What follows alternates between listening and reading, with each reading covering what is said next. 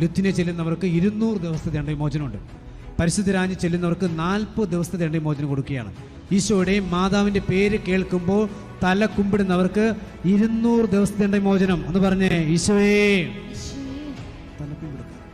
Ave Maria. ഇപ്പൊ എന്താ സംഭവിച്ചുകൊണ്ടിരിക്കുന്നത്? 200 ദിവസത്തെ ദണ്ഡവിമോചനമാണ്. മറിയത്തിന്റെ അമലോത്ഭവം വാഴ്ത്തപ്പെടട്ടെ എന്ന് പറയുന്നവർക്ക് 100 കൊല്ലത്തെ ദണ്ഡവിമോചനമാണ്. എന്താ പറയേണ്ടത്? മറിയത്തിന്റെ അമലോത്ഭവം വാഴ്ത്തപ്പെടട്ടെ.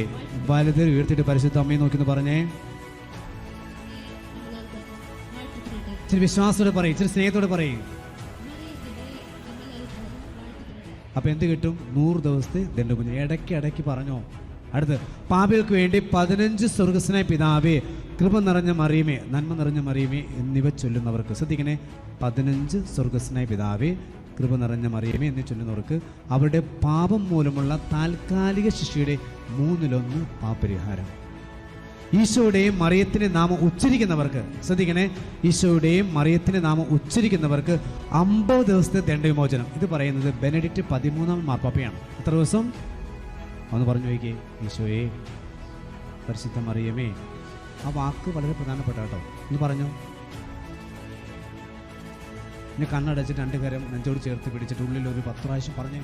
ഇപ്പം തന്നെ ഈ സമയത്ത് തന്നെ ഈ ദണ്ഡവിമോചനം നിങ്ങൾക്ക് ലഭിക്കുകയാണ്. മറിയമേ, കൃപയുടെ മാതാവേ, കരുണയുടെ അമ്മേ, ശത്രുവിൽ നിന്ന് എന്നെ കാത്തുകൊള്ളുകയും എൻ്റെ മരണ നേരത്തെ എന്നെ സ്വീകരിക്കുകയും ചെയ്യണമേ എന്ന് പ്രാർത്ഥിച്ചു കഴിഞ്ഞാൽ ഭാഗ്യ ദണ്ഡവിമോചനമാണ്. വലുതരം നെഞ്ചോട് ചേർത്ത് പിടിക്കാമോ? ഏറ്റു പറയാം.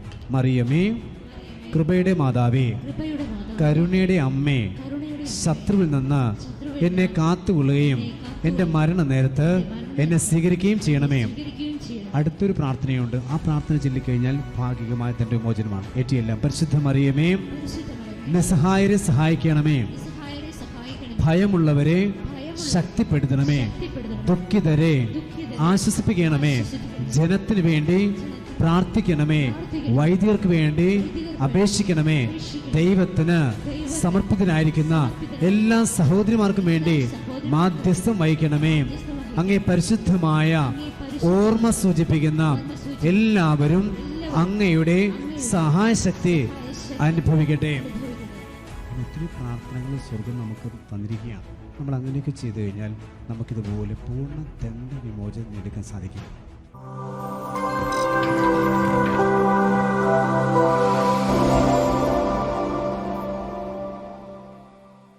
ആ രൂപത്തിലേക്ക് നോക്കിക്കേ. നിങ്ങൾക്കൊരു ഇഷ്ടം തോന്നുന്നില്ലേ? നിങ്ങൾ നോക്കി ചിരിക്കുന്നുണ്ടോ? ചിരിക്കുന്ന പോലെ തോന്നുന്നുണ്ടോ? ഒരിക്കലും ഞാൻ ഒരു സ്ഥലത്ത് ധ്യാനിപ്പിച്ച സമയത്ത് ഞാൻ പരിശുദ്ധമ്മയെക്കുറിച്ച് സംസാരിച്ചുകൊണ്ടിരിക്കുകയാണ്. അപ്പം അതിലൊരു സഹോദരി പറഞ്ഞു, എൻ്റെ പൊന്നച്ചൻ നിർത്താം, ഇത് കേൾക്കുമ്പോൾ ഈ ഇവിടെ നിന്ന് ഇറങ്ങി ഓടാനാണ് തോന്നുന്നത്. അപ്പം ഞാൻ ചോദിച്ചു, സ്വന്തം അമ്മയോട് എങ്ങനെയാണ്? അതിനെ കണ്ടു കഴിഞ്ഞാൽ പിന്നെ ഈ പ്രദേശത്തെ നിൽക്കുകയില്ല. എന്താ പ്രശ്നം? അമ്മയും മോളും തമ്മിലുള്ള ആ ബന്ധമാണ് പരിശുദ്ധ അമ്മയുമായിട്ടുള്ള ബന്ധത്തിൽ. നിങ്ങൾക്ക് സ്വന്തം അമ്മയോട് എന്തുമാത്രം സ്നേഹമുണ്ട്, ആ സ്നേഹം നിങ്ങൾക്ക് അമ്മയോടുണ്ടാകും. പക്ഷേ ഈ അമ്മയെ സ്നേഹിച്ച് തുടങ്ങിക്കഴിഞ്ഞാൽ ഒരു പ്രത്യേകതയുണ്ട്, പിന്നെ ആരെയും സ്നേഹിക്കാൻ എളുപ്പമാണ്. ഇന്നത്തെ സുവിശേഷത്തിൻ്റെ അവസാനം പറയുന്നുണ്ട്, വിളവധികം വേലക്കാരു ചുരുക്കം, അതിനാൽ തൻ്റെ വിളഭൂമിയിലേക്ക് വേലക്കാരെ അയക്കുവാൻ വിളവിൻ്റെ നാഥനോട് പ്രാർത്ഥിക്കുകയാണ്. നമുക്ക് ഈ ഭൂമുഖത്ത് തമ്പുരാൻ്റെ സന്നിധിയിൽ നിന്നായിരിക്കുമ്പോൾ ഒരൊറ്റ ലക്ഷ്യമേ ഉള്ളൂ. ബഹുമാനയുടെ സിസ്റ്റേഴ്സുണ്ട്, വൈദികനുണ്ട്. നമുക്കറിയാം, ചിലപ്പോൾ നമ്മൾ ചിന്തിക്കുന്നുണ്ട് അവരുടെ ഉത്തരവാദിത്വമാണ് എന്ത്? ആത്മാക്കളെ രക്ഷിക്കുക. ഒരു പക്ഷേ നമ്മുടെ ഒരു നോട്ടത്തിലോ ഒരു ഭാവത്തിലോ അല്ലെങ്കിൽ ഒരു പുഞ്ചിരിയിലോ ഒക്കെ ഒളിഞ്ഞു നിൽപ്പുണ്ട് സ്വർഗത്തിൻ്റെ അഭിഷേകം. അത് നമ്മൾ കൊടുക്കുകയില്ല. ഒന്ന് അടുത്തിരിക്കുന്ന നോക്കി ഒന്ന് ചിരിച്ചേ. ഇളിക്കരുത്, ചിരിക്കുക, സന്തോഷത്തോട് ചിരിക്കുക. ഒരൊറ്റ ചിരിയിൽ അവിടെ സ്വർഗം ഇറങ്ങി വരും.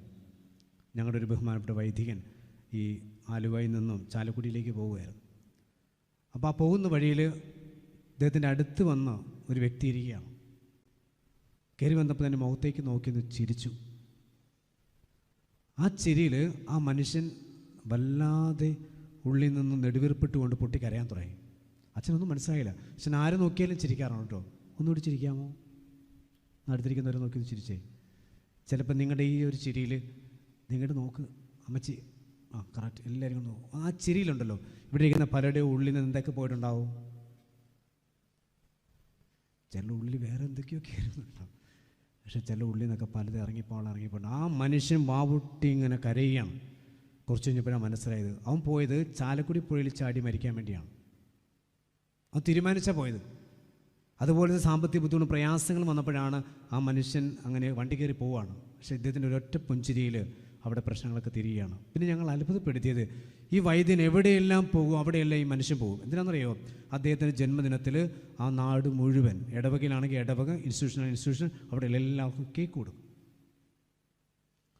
പ്രിയമുള്ളവർ, എൻ്റെ ആത്മാവ് കർത്താവിനെ മഹത്വപ്പെടുന്നു, എൻ്റെ ചിത്തം എൻ്റെ രക്ഷകനായ ദൈവത്തിൽ ആനന്ദിക്കുന്നു. നമുക്ക് നഷ്ടപ്പെട്ടു പോകുന്നത് ഈ ആത്മാവിലുള്ള ആനന്ദമാണ്.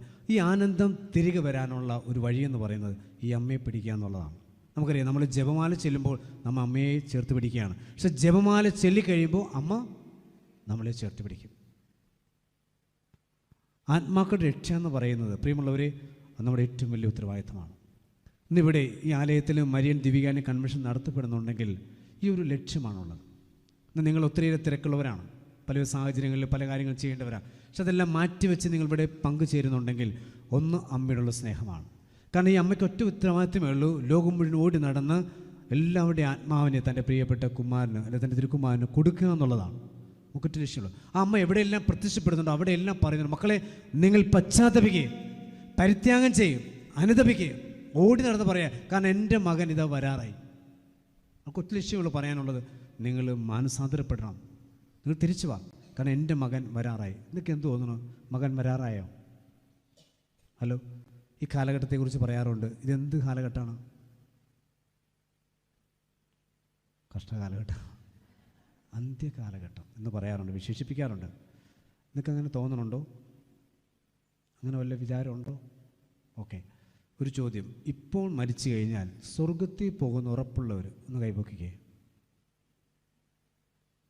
ചേച്ചിയാണ് കൈപൊക്കണില്ല. എന്താ ഇത്ര ഉറപ്പ്? ഇപ്പം മരിച്ചു കഴിഞ്ഞാൽ സ്വർഗത്തിൽ പോകുന്ന ചേച്ചിക്ക് എന്താ? ലിസി ചേച്ചി അല്ലേ? പറ ലിസി ചേച്ചി.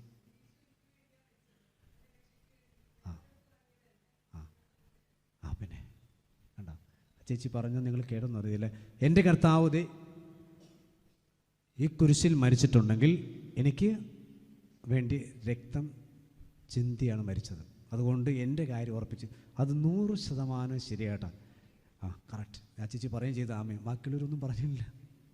അത് പറയാൻ തോന്നണം, ഉള്ളിൽ വരണം. ഒന്നുറക്കെ പറഞ്ഞേ ഹല്ലേലൂയ, ഹല്ലേലൂയ. ഞങ്ങൾ ബഹുമാന ഡാനിയൽ അച്ഛൻ ഞങ്ങളെ ധ്യാനിപ്പിക്കുന്ന സമയത്ത് ഒരു കാര്യം പറഞ്ഞു, അച്ഛന്മാരെ നീ പ്രസംഗിക്കുമ്പോൾ ഒരു കാര്യം പറയരുത് കേട്ടോ.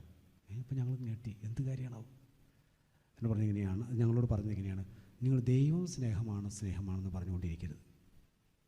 അതെന്താ പ്രശ്നം? കാരണം ദൈവം സ്നേഹമാണെന്ന് പറഞ്ഞു കഴിഞ്ഞാൽ അത് സത്യമാണ്, അത് യാതൊരു സംശയവുമില്ല. പക്ഷെ ഇത് എപ്പോഴും പറഞ്ഞുകൊണ്ടിരുന്നത് ഈ ജനം വിചാരിക്കും എന്ത്? അതേ കേട്ടോണേ, അവൻ വന്നു കഴിഞ്ഞാൽ 3 കാര്യങ്ങൾ പഠിപ്പിക്കും. എന്തൊക്കെയാ? പാപത്തെക്കുറിച്ച്, നീതിയെക്കുറിച്ച്, ന്യായവിധി. ഒന്ന് പറഞ്ഞേ, പാപം, നീതി, ന്യായവിധി. അങ്ങനെ സാധനം ഉണ്ടോ? അവൻ വന്നു കഴിഞ്ഞാൽ ഏതവൻ പരിശുദ്ധാത്മ. അവൻ വന്നു കഴിഞ്ഞാൽ പഠിപ്പിക്കും 3 കാര്യങ്ങൾ: പാപത്തെക്കുറിച്ച്, നീതിയെക്കുറിച്ച്, ന്യായവിധിയെക്കുറിച്ച്. അച്ഛൻ കുറച്ച് നാൾ കാനഡയിലുണ്ടായിരുന്നു. അപ്പോൾ അവിടെ ചെന്ന് കഴിഞ്ഞപ്പോൾ ഞങ്ങൾ തന്നെ അച്ഛന്മാരാണ് പറഞ്ഞു, അച്ഛനെ ഈ ഓടി നിന്ന് ധ്യാനിപ്പിക്കുന്ന ആളല്ലേ, ഒരു കാര്യം പള്ളിയിൽ ചെന്നിട്ട് 2 കാര്യം പറഞ്ഞേക്കരുത്. അതെന്ത് കാര്യമാണ്? സൂക്ഷിച്ചേക്കണം. ഒന്ന് നരകത്തെക്കുറിച്ച്, മറ്റൊന്ന് പാപത്തെക്കുറിച്ച്. അതെന്തേ? കാരണം അതിനെക്കുറിച്ച് പറഞ്ഞാൽ പിറ്റേ ദിവസം മുതൽ ആരും വരില്ല, ജനം വരികയില്ല. ചേച്ചി പറഞ്ഞ സത്യം കേട്ടോ. ദൈവം നമ്മളെല്ലാവരെയും രക്ഷിച്ചു തൻ്റെ പുത്രനെ അയച്ചുകൊണ്ട് തന്നിൽ വിശ്വസിക്കുന്ന ഏവനും നശിച്ചു പോകാതെ നിത്യരക്ഷ പ്രാപിക്കേണ്ടതിന് തൻ്റെ ഏകജാതനെ നൽകുവാൻ തക്കവിധം ദൈവം ലോകത്തെ അത്രമാത്രം സ്നേഹിച്ചു. അത്രമാത്രം. അതാണ് ആ കുരിശിൽ കാണുന്നത്. സംഭവം ശരിയാണ്. പക്ഷേ അസത്യമാണെങ്കിലും അത് നമ്മൾ ഹൃദയം കൊണ്ട് വിശ്വസിക്കണം, അതിനെ കൊണ്ട് ഏറ്റുപറയണം. എന്നൊക്കെ പറഞ്ഞേ ഹല്ലേലൂയ, ഹല്ലേലൂയ. എന്തുകൊണ്ടാണ് ഡാനിയേൽ അച്ഛൻ അങ്ങനെ പറയാൻ കാണുന്നത് വെച്ച് കഴിഞ്ഞാൽ, ഇതും വിചാരിച്ചിരുന്നു കൊണ്ട് കഴിഞ്ഞാൽ നിനക്ക് തോന്നിയൊക്കെ ചെയ്യാമെന്നല്ല അതിൻ്റെ അർത്ഥം. നിന്റെ വ്യക്തി ജീവിതത്തെ തമ്പുരാൻ്റെ മുമ്പിലേക്ക് ഇറക്കി വെക്കുമ്പോൾ നീതിമാനായ ഒരു ദൈവമുണ്ട്, അവൻ നിന്നെ വിധിക്കും. പാപത്തെക്കുറിച്ച്, നീതിയെക്കുറിച്ച്, ന്യായവിധിയെക്കുറിച്ച് അവൻ പഠിപ്പിക്കുന്നൊക്കെ പറയുമ്പോൾ ഒരു ന്യായവിധിയുണ്ട്. ആ ന്യായവിധിക്ക് മുമ്പിൽ നീ നിൽക്കുമ്പോൾ പ്രിയപ്പെട്ടവരെ, മനസ്സും ശരീരവും ആത്മാവെല്ലാം പരിശുദ്ധിയോടെ ആയിരിക്കണം. ഇപ്പോൾ നമുക്ക് ലഭിക്കുന്നത് കരുണയാണ്, മരിച്ചു കഴിഞ്ഞാൽ നീതിയാണ്. ഞാനായാലും നിങ്ങളായാലും നമ്മളെ വിധിക്കുന്ന ഒരു ദൈവമുണ്ട്. ഒന്നുറക്കെ പറഞ്ഞേ ഹല്ലേലൂയ, ഹല്ലേലൂയ. അതുകൊണ്ടാണ് ഈ പരിശുദ്ധമ്മ ഓടി നടക്കുന്നത്. ലോകം മുഴുവൻ ഓടി നടന്ന് നമുക്കറിയാം ഈ അമ്മ പ്രത്യക്ഷപ്പെടുന്ന എല്ലാം മിക്കവാറും സ്ത്രീകൾക്ക് മുമ്പിലാണ്, കുട്ടികൾക്ക് മുമ്പിലാണ്. കാരണം അവർക്കേ പല കാര്യങ്ങളും പറഞ്ഞാൽ മനസ്സിലാവുള്ളൂ. എന്നുറക്കെ പറഞ്ഞേ ഹല്ലേലൂയ. നിനക്കറിയാമോ ഈ ലോകത്തിൽ പരിശുദ്ധമ്മ ഏറ്റവും ആദ്യം പ്രത്യക്ഷപ്പെട്ടത് എവിടെയാണ്? ഏറ്റവും ആദ്യം പ്രത്യക്ഷപ്പെട്ടത് കുറവിലങ്ങാടാണ്. അതവിടെ ചെന്ന് കഴിഞ്ഞാൽ എഴുതി വെച്ചിട്ടുണ്ട്. അതിൻ്റെ അർത്ഥം സ്വർഗം ഒത്തിരിയേറെ സന്തോഷത്തോടെ വീക്ഷിക്കുന്ന ഒരു രാജ്യമാണ് നമ്മുടെ. ഇന്നാണൊരു പ്രത്യേകതയുണ്ട്. ഒത്തിരിയേറെ മതവിഭാഗങ്ങളുണ്ട്. എല്ലാവർക്കും ഒരു പ്രത്യേകതയുണ്ട്. എല്ലാവരും ദൈവത്തെ വിശ്വസിക്കുന്നുണ്ട്. പക്ഷേ ഒരു പ്രത്യേകത നമുക്കറിയാം, ഏകരക്ഷകൻ ക്രിസ്തു മാത്രമാണ്. എന്നാൽ ഈ പ്രപഞ്ചത്തിൽ നമുക്ക് വേണ്ടി മറ്റൊരു മധ്യസ്ഥയെ നൽകിയിട്ടുണ്ട് ദൈവം. അതാരാ?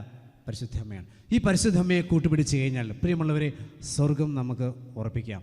ഈ അമ്മ നമ്മുടെ കുറവുകളെല്ലാം തൻ്റെ തിരുക്കുമാരൻ്റെ അടുത്ത് കൊണ്ടുവന്നു കഴിഞ്ഞാൽ വെള്ളത്തെ വീഞ്ഞാക്കുന്ന ഈശോ ആ വീഞ്ഞിനെ രക്തമാക്കി മാറ്റുന്ന പോലെ നമ്മുടെ ജീവിതത്തെ പുതിയ വ്യക്തികളാക്കി മാറ്റും. പുതിയൊരു ഹൃദയം നൽകി, ഒരു പുതു ചൈതന്യം നൽകി അനുഗ്രഹിക്കും. ഒത്തിരിയേറെ കാര്യങ്ങൾ അച്ഛന് പറയാനുണ്ട്, പക്ഷെ എല്ലാം കൂടി പറഞ്ഞു വെക്കുന്നില്ല. പക്ഷെ കുറച്ച് സൂത്രപ്പണികൾ നിങ്ങൾക്ക് പറഞ്ഞുതരാം സ്വർഗം നേടാനുള്ള. ഒന്ന് പറയാമോ? ഈശോയെ സ്നേഹത്തോടെയൊക്കെ വിളിക്കേ. അങ്ങനെയാണ് വിളിക്കുക. ചൂട് സ്നേഹത്തോടെ വിളിക്കേ. അതെന്ത് വിളിയാണ്? ആ കൂട്ടത്തിൽ എൻ്റെ എന്ന് വിളിച്ചു പറഞ്ഞോ, എൻ്റെ ഈശോയെ പറഞ്ഞേ. ആ വിളി കേൾക്കുമ്പോൾ ഒന്ന് ശിരസ്സൊന്ന്, ഇപ്പോൾ ഇവരെല്ലാവരും ഈശോ എന്ന് വിളിക്കുകയാണ്. നിങ്ങൾ ഈ സൈഡിലിരിക്കുന്നവർ ഒന്ന് ശിരസ് നമിച്ചാൽ മതി. ഒന്ന് വിളിച്ചേ. നിങ്ങളിങ്ങനെ തലകുമ്പിട്ടുണ്ടെങ്കിൽ 200 ദിവസത്തെ ദണ്ഡവിമോചനം കിട്ടി. അപ്പോൾ അവർക്ക് കിട്ടിയല്ല, നിങ്ങൾക്ക് വേണ്ടേ? അപ്പോൾ നിങ്ങളൊന്ന് വിളിച്ചേ. ജസ്റ്റ് ചേച്ചി എവിടെ നോക്കിയിരിക്കുകയാണ്? പോയി ആ വിളിച്ച സമയത്ത് എന്ത് ചെയ്യണം? ശിരസ് നമിക്കണം. അങ്ങനെ കേട്ടാൽ മതി. അതായത് മാതാവിൻ്റെയും ഈശോയുടെയും പേര് കേൾക്കുമ്പോഴേ ശിരസ് നമിച്ചാൽ അപ്പം കിട്ടും ദണ്ഡവിമോചനം. ചാവറപ്പിതാവ് പറയും, മക്കളെ ഇങ്ങോട്ട് നോക്ക്, ഞാൻ മാമോദിസയ്ക്ക് പ്രസാദം ഒരിക്കലും നഷ്ടപ്പെടുത്തിയിട്ടില്ല കേട്ടോ. അപ്പോൾ നമുക്കൊക്കെ വേണമെങ്കിൽ ഒരു അസൂയ തോന്നാം. നമ്മുടെ അൽഫോൻസാമ്മ ഇതേ ഡയലോഗ് തന്നെ പറഞ്ഞു. എന്താ പറഞ്ഞാൽ? മാമോദിസയ്ക്ക് കിട്ടിയ പ്രസാദം ഞാൻ ഒരിക്കലും നഷ്ടപ്പെടുത്തിയിട്ടില്ല. അപ്പോൾ ഈ ചാവറപ്പിതാവ് മരിക്കാൻ നേരത്തെ ചുറ്റുപാട് ആൾക്കാർ കുടിക്കുന്ന സമയത്ത് അവർ ചോദിക്കുന്നുണ്ട്, പിതാവ് ഇനി ഞങ്ങൾ എന്താ ചെയ്യേണ്ടത്? നിങ്ങൾ ഒറ്റ കാര്യം ചെയ്താൽ മതി. ഒന്ന്, നിങ്ങൾ നിങ്ങളെ തന്നെ തിരുക്കുടുംബത്തിന് പ്രതിഷ്ഠിക്കണം. നിങ്ങൾ നിങ്ങളുടെ കുടുംബത്തെ തിരുക്കുടുംബത്തിന് പ്രതിഷ്ഠിക്കുക. നമുക്കറിയാം അവിടെ ഔസേപ്പിതാവും മാതാവും ഉണ്ട്. അവിടെ മധ്യ ആരാണുള്ളത്? ഈശോയാണ്. ഒന്ന് പറയാമോ? ഈശോയുടെ ഏറ്റവും ആരാധ്യമായ തിരുഹൃദയമേ, അവിടുത്തെ അമ്മയായ പരിശുദ്ധ മൊഴി, അവിടുത്തെ വളർത്തു പിതാവായ ഔസേപ്പിതാവ് വഴി എൻ്റെ ഹൃദയത്തെയും എൻ്റെ മനസ്സിനെയും എൻ്റെ ആത്മാവിനെയും എൻ്റെ കുടുംബത്തെയും സമ്പൂർണ്ണമായി പ്രതിഷ്ഠിക്കുന്നു. ഹല്ലേലൂയ. പ്രിയമുള്ളവരെ, ഒന്ന് ചവർപ്പിതാവ് പറയാണ്, നിങ്ങൾ തന്നെ തിരുക്കുടുംബത്തിൽ പ്രതിഷ്ഠിക്കുക. രണ്ടാമത്തത്, ലോകമെമ്പാടും സക്രാരിൽ എഴുന്നള്ളിയിരിക്കുന്ന യേശുവെ പൂർണ്ണ ഹൃദയത്തോടെ സ്നേഹിക്കുക. സക്രാരിൽ എഴുന്നള്ളിയിരിക്കുന്ന യേശുവെ പൂർണ്ണ ഹൃദയത്തോടെ സ്നേഹിക്കുക. 2 കരം നെഞ്ചോട് ചേർത്ത് പിടിക്കാമോ എന്ന് പറഞ്ഞേ. പരിശുദ്ധ പരമ ദിവ്യ അന്വേഷിക്ക് ഒരിക്കൽ കൂടി. പരിശുദ്ധ പരമ ദിവ്യ അന്വേഷിക്ക്. മൂന്നാമത്തെ കാര്യം ചവർപ്പിതാവ് പറഞ്ഞൊക്കെ ഇങ്ങനെയാണ്, ഈശോയുടെ തിരുഹൃദയം നൊഴുകുന്ന തിരുരക്തം തിരുജലം ആവോളം പാനം ചെയ്യുക. തിരുരക്തം തിരുജലം ആവോളം പാനം ചെയ്യുക. പ്രിയമുള്ളവരെ, തിരുരക്തം നമ്മൾ വിശുദ്ധ കുർബാനയിൽ പാനം ചെയ്യുകയാണ്. ഇടയ്ക്കിടയ്ക്ക് നമ്മളിങ്ങനെ പ്രാർത്ഥിക്കുന്നത് നല്ലതാണ്. ഉദാഹരണം, ഈശോയുടെ പഞ്ചശതങ്ങൾ മനസ്സിൽ കൊണ്ടുവന്നിട്ട്, ഉദാഹരണം, ഈശോയുടെ തിരുശിരസ് നൊഴുകുന്ന തിരുരക്തമേ എന്നെ കഴുകണമേ. ഈശോയുടെ തിരുക്കരങ്ങൾ നൊഴുകുന്ന തിരുരക്തമേ എന്നെ വിശുദ്ധീകരിക്കണമേ. ഈശോയുടെ തിരുപാദങ്ങൾ നൊഴുകുന്ന തിരുരക്തമേ എൻ്റെ ആത്മാവിനെ വിശുദ്ധീകരിക്കണമേ. ഈശോയുടെ തിരുഹൃദയം നൊഴുകുന്ന തിരുരക്തമേ തിരുജലമേ എന്നെ കഴുകണമേ. ഇങ്ങനെ ഇഷ്ടമുള്ള പോലെ പ്രാർത്ഥിച്ചാണല്ലോ മാമോദിസയ്ക്ക് പ്രസാദം ഒരിക്കലും നഷ്ടപ്പെടാൻ സാധിക്കില്ലെന്ന് പറയണം. ഒന്നുറക്കെ പറഞ്ഞേ ഹല്ലേലൂയ. ഒന്നുറക്കെ പറയാമോ? ഈശോയെ. ഈ സമയം എല്ലാവരും ഒന്ന് ശിരസ് നമിച്ച്, എൻ്റെ ഈശോയെ. ഈ സമയം നിങ്ങൾക്ക് ദണ്ഡവിമോചനമുണ്ട്. നമുക്കറിയാം ദണ്ഡവിമോചനം എന്ന് പറയുന്നത് എന്താണ്? എന്തായിരിക്കും ദണ്ഡവിമോചനം? അതായത് പാപങ്ങളുടെ കാലിക ശിക്ഷ എന്നുള്ള വിമോചനമാണ് ദണ്ഡവിമോചനം. അത് പൂർണ്ണ ദണ്ഡവിമോചനമുണ്ട്, ഭാഗിക ദണ്ഡവിമോചനമുണ്ട്. ഇനി അച്ഛൻ പറയാൻ പോകുന്ന ചില കാര്യങ്ങൾ ഭാഗികമായിട്ടും പൂർണ്ണമായിട്ടും ദണ്ഡവിമോചനം കിട്ടുന്ന കാര്യങ്ങളാണ്. ഉദാഹരണം, നമ്മൾ പരിശുദ്ധ അമ്മയുടെ ജപമാല ദിവ്യകാനത്തിന് മുമ്പിൽ എഴുന്നള്ളിച്ച് വെച്ച് ചെല്ലുമ്പോൾ നമുക്ക് പൂർണ്ണ ദണ്ഡവിമോചനമുണ്ട്. ഈ സമയങ്ങളിൽ നിങ്ങളുടെ കയ്യിലിരിക്കുന്ന ജപമാല വെഞ്ചരിച്ചിട്ടില്ലെങ്കിൽ വെഞ്ചരിച്ച ആളുടെ അടുത്തിനും ചെല്ലിക്കഴിഞ്ഞാൽ എന്ത് കിട്ടും? ഭാഗികമായിട്ടുള്ള ദണ്ഡവിമോചനമുണ്ട്. പരിശുദ്ധ രാജ്ഞി എന്നുള്ള പ്രാർത്ഥന ചൊല്ലിക്കഴിഞ്ഞാൽ ഭാഗ്യദണ്ഡ വിമോചനമുണ്ട്.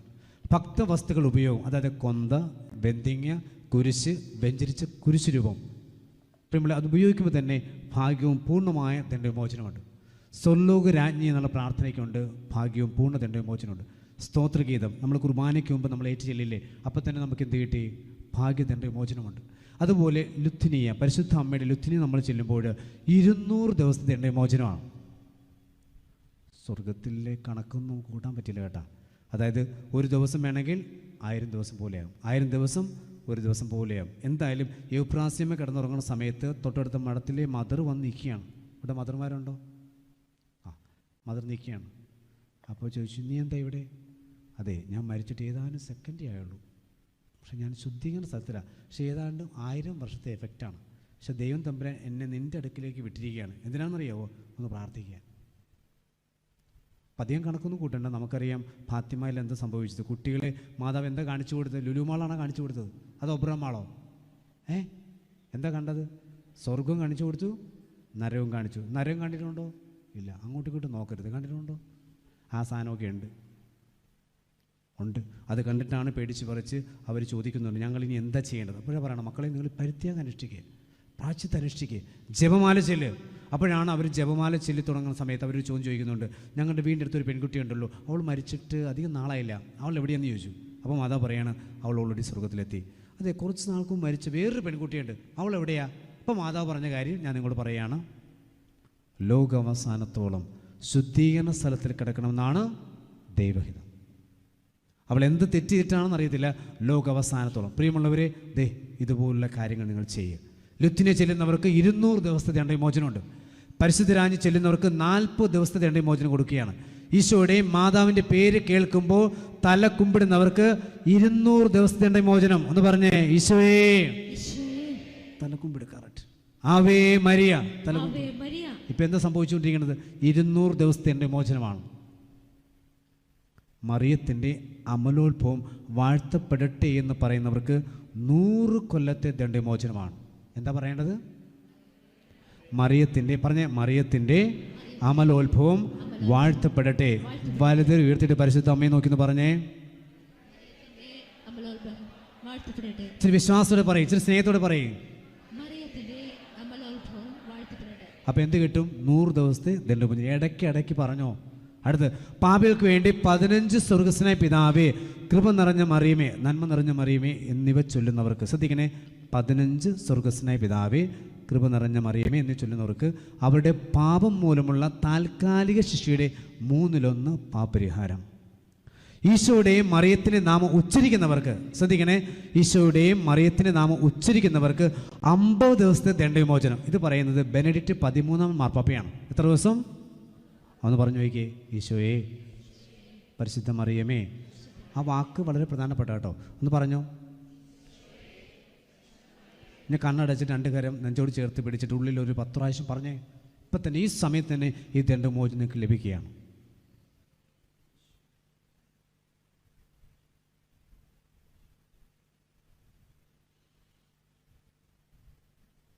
ഇനിയുള്ള പ്രാർത്ഥന വളരെ മനോഹര.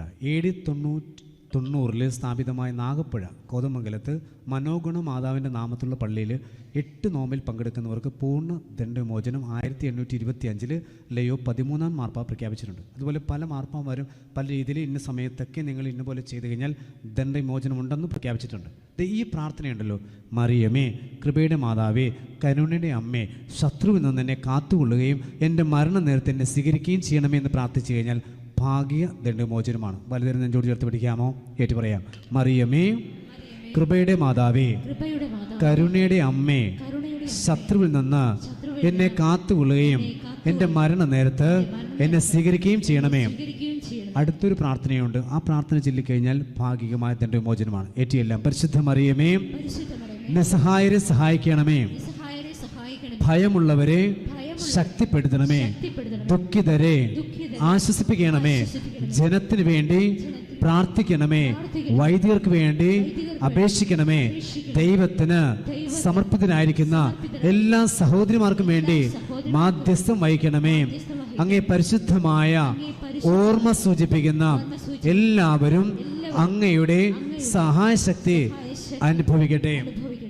അങ്ങനെ ഒത്തിരി പ്രാർത്ഥനകൾ സ്വർഗം നമുക്ക് തന്നിരിക്കുകയാണ്. നമ്മൾ അങ്ങനെയൊക്കെ ചെയ്തു കഴിഞ്ഞാൽ നമുക്കിതുപോലെ പൂർണ്ണ ദണ്ഡ വിമോചനം നേടിക്കാൻ സാധിക്കും. ഒന്ന് മുട്ടുകുത്താമോ?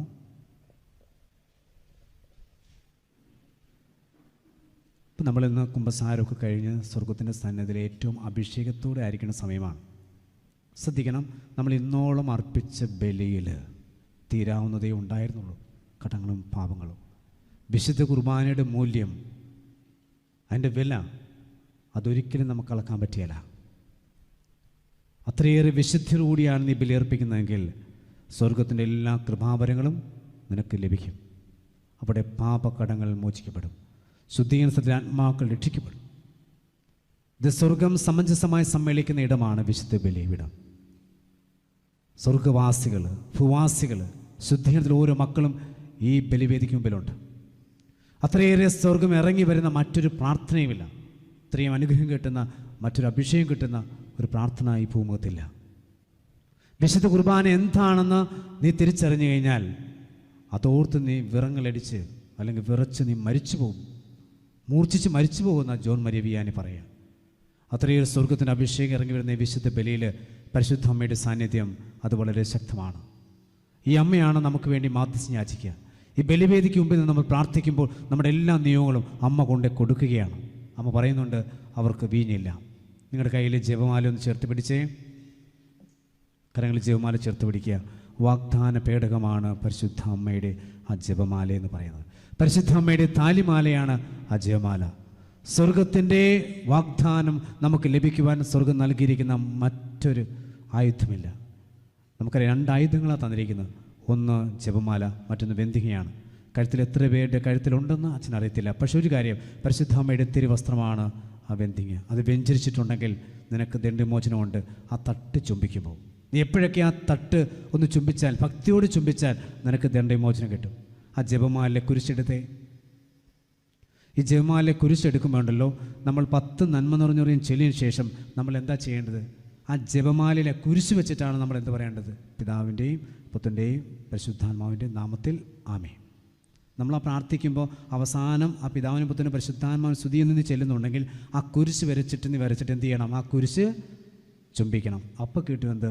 ദണ്ഡവിമോചനം. കാരണം ക്രൂശിനായി ഈശോ രൂപം ചുംബിക്കുമ്പോഴൊക്കെ നിനക്ക് കിട്ടുന്നതാണ് ദണ്ഡവിമോചനം. പ്രിയമുള്ളവരെ, ഇതൊക്കെ വാങ്ങിച്ചെടുക്കണം. സ്വർഗത്തിൻ്റെ എല്ലാ കൃപാവരങ്ങളും ഒഴുകുന്ന അഭിഷേകമാണ് ജപമാല നമുക്ക് നൽകുന്നത്. ഒന്ന് കണ്ണുകളടച്ച് ഇന്നോളം അർപ്പിച്ച ബലിയിൽ നിനക്ക് കുറവുകളോ പോരായ്മകളോ വന്നിട്ടുണ്ടെങ്കിൽ അതെല്ലാം നീ ചേർത്ത് വയ്ക്കുക.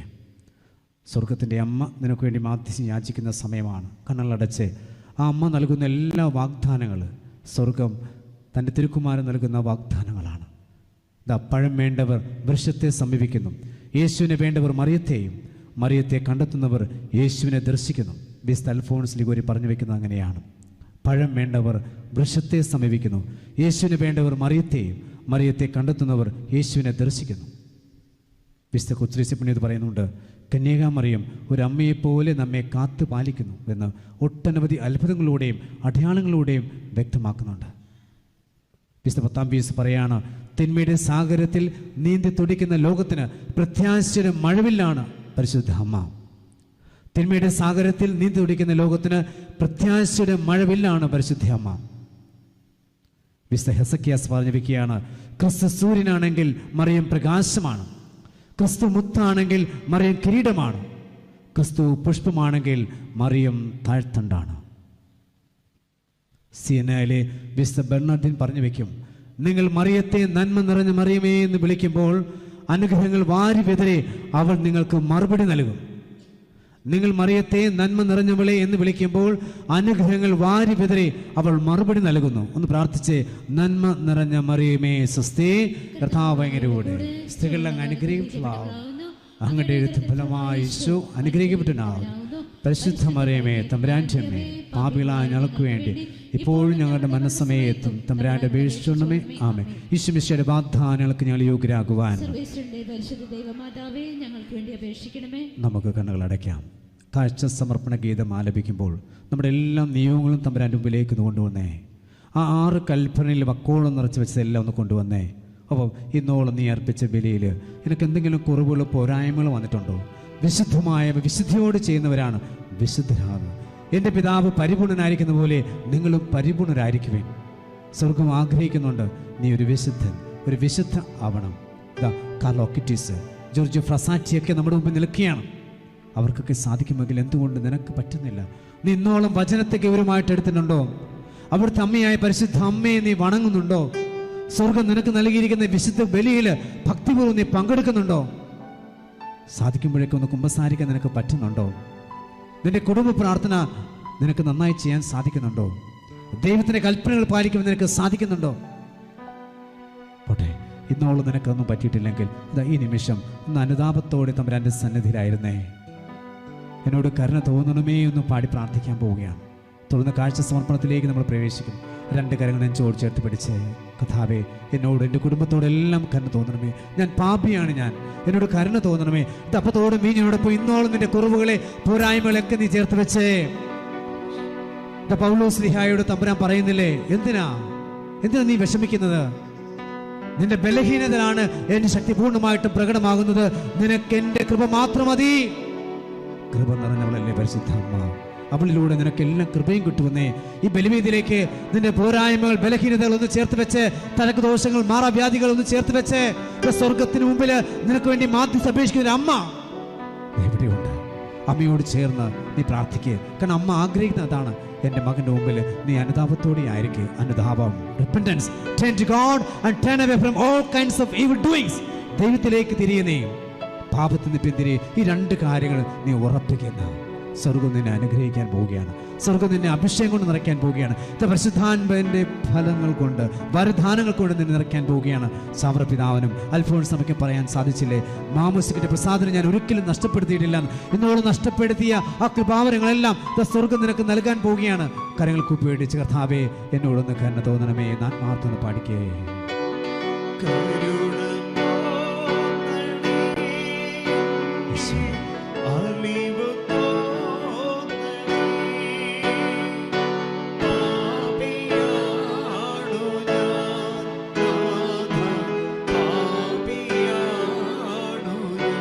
ആഗ്രഹിച്ചെന്ന് പാടിക്കേ.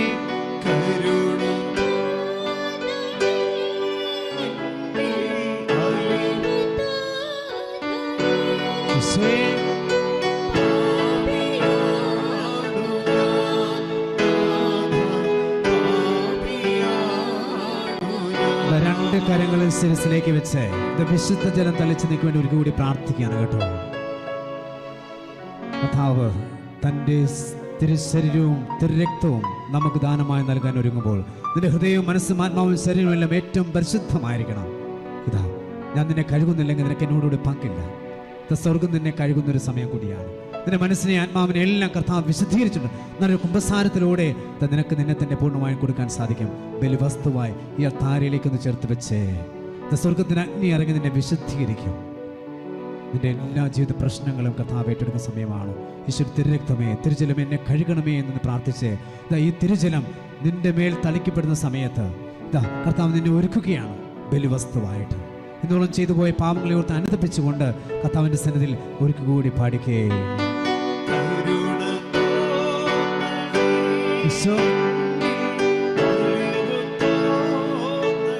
അനുതാപത്തിന്റെ കണ്ണുനീർ പൊഴിച്ചെന്ന് പാടിക്കേ.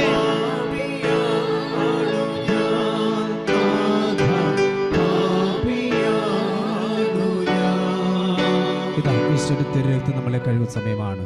തിരുവിലാവുന്ന തിരുരക്തം, തിരുജലം. കാരണം നിനക്ക് വേണ്ടി കുരിശിൽ മരിച്ചവനാണ് യേശു.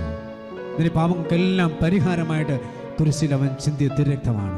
അവിടുത്തെ ആരാധ്യമായ തിരുരക്തം, തിരുജലം നിന്നെ കഴുകുന്നൊരു സമയമാണ്. 2 കരങ്ങൾ ശിരസിലേക്ക് വെച്ച് യേശുവിന്റെ തിരുശിരസിനൊരു തിരുരക്തമേ, തിരുവിലാവുന്ന തിരുരക്തമേ, തിരുജലമേ, എന്നെ കഴുകണമേ, എന്നെ വിശുദ്ധീകരിക്കണമേ. ബലിവസ്തുവായിട്ട് നിന്നെ തന്നെ സമർപ്പിച്ച് കർത്താവിന്റെ കരങ്ങളിൽ അപ്പവും വീഞ്ഞ് ഉയർത്തിപ്പിടിക്കുമ്പോൾ നിന്റെ ജീവിതത്തിന്റെ എല്ലാ മുറിവുകൾ, ഹൃദയത്തിന്റെ, മനസ്സിന്റെ, ആത്മാവിന്റെ എല്ലാ അവസ്ഥകളും ചേർത്ത് വെച്ച് കർത്താവെ എന്നെ വിശുദ്ധീകരിക്കണമേ, ഒരു പുതിയ സൃഷ്ടിയാക്കി എന്നെ മാറ്റണമേ എന്ന് ആഗ്രഹിച്ച് കർത്താവിന്റെ തിരുത്തത്തോടൊന്ന് പ്രാർത്ഥിച്ചേ.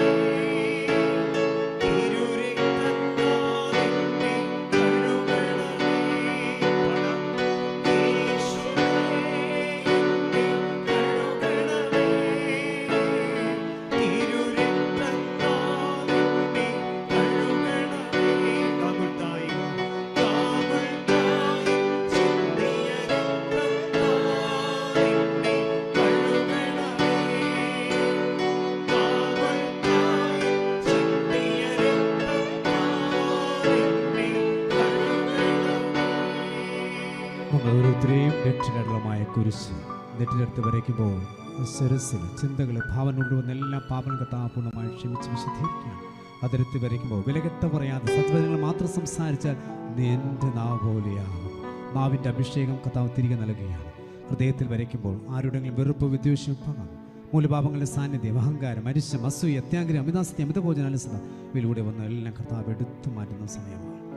രക്ഷകരമായ കുരിശ് നമുക്ക് നിർത്തി വരയ്ക്കുന്ന തമ്പുരാനെ, വിശുദ്ധ കുരിശിൻ്റെ അടയാളത്താലെ ഞങ്ങളുടെ ശത്രുക്കൾ ഞങ്ങളുടെ രക്ഷിക്കുന്ന തമ്പുരാനെ, പിതാവിൻ്റെയും പുത്രൻ്റെയും പരിശുദ്ധാത്മാവിൻ്റെയും നാമത്തിൽ ആമേൻ.